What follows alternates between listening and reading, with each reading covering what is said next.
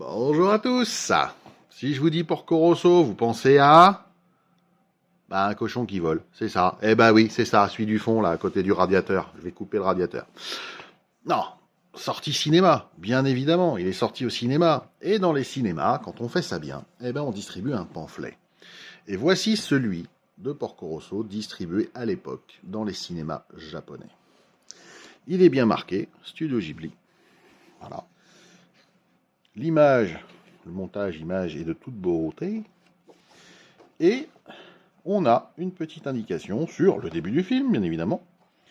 Voilà, Porco Rosso.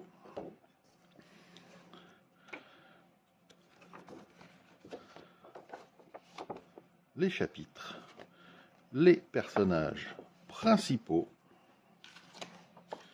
l'histoire, basiquement, voilà.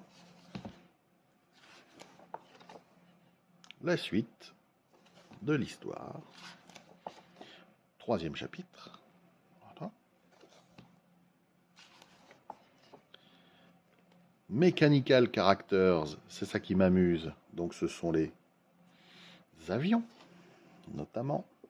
Voilà. Donc on a des belles illustrations pour l'époque. Ensuite, l'interview d'Hayao Miyazaki, qu'il vous faudra traduire avec Google Traduction. Le temps des cerises, puisque oui, c'est chanté dedans. Ici, des détails sur la production. Olé. Les personnages un peu plus en détail, voilà, avec des illustrations qu'on n'a pas forcément retrouvées facilement après. Voilà. Le reste des infos, les notes de production. Et ensuite, olé, voilà, la suite des notes de production, les vrais hydravions de l'époque. On avait déjà cette envie d'ancrer cette histoire dans la réalité. Et les crédits au niveau du film, crédits de production, etc. À la suite du merchandising et de la publicité. Voilà. 92, hein, JL, Japan Airlines.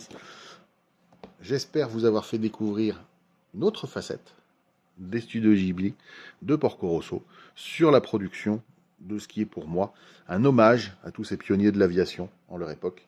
Merci à vous, chers abonnés, de me permettre de vous montrer des choses comme ça. Je vous dis à très très vite pour une autre petite pépite. Ciao, ciao!